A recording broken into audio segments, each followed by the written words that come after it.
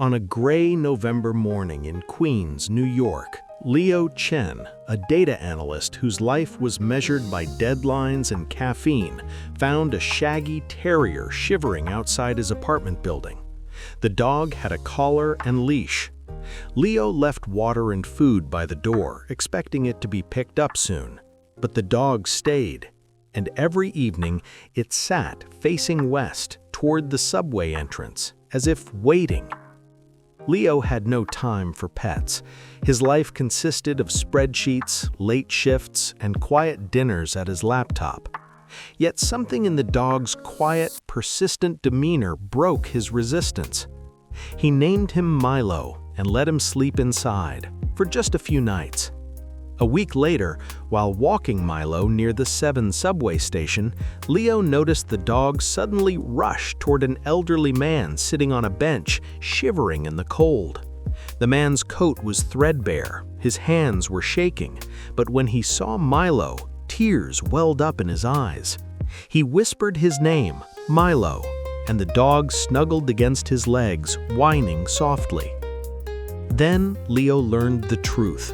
The man was Elias Ruiz, a retired jazz pianist with early-stage dementia.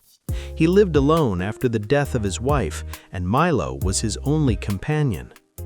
2 weeks earlier, during a bout of confusion, Elias had wandered off, and Milo had followed him, refusing to leave the neighborhood, sleeping under the porch, returning each night to the spot where he had last seen his master. Leo helped Elias return home. The apartment was modest, but filled with sheet music, photographs, and a dusty piano. Over the next few days, Leo visited him, not out of a sense of duty, but because he couldn't forget the bond between the old man and his dog. He fixed the leaky faucet, stocked the refrigerator, and once even sat silently while Elias played a shaky but beautiful version of Autumn Leaves. Neighbors said Elias had stopped playing months ago, but with Milo at his feet and Leo occasionally listening from the doorway, the music returned.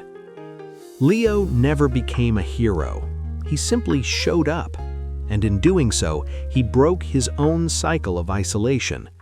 He began to notice people, the barista who remembered his order, the woman feeding the pigeons in the park, the children laughing on the porch. The city no longer seemed so noisy. It became alive. Milo stayed with Elias, but Leo visited him often. Sometimes they walked together, man, dog, and young stranger, through streets that no longer seemed indifferent. In a city of millions, 3 lost souls found each other, not through grand gestures, but through loyalty, silence, and the simple act of raising their eyes.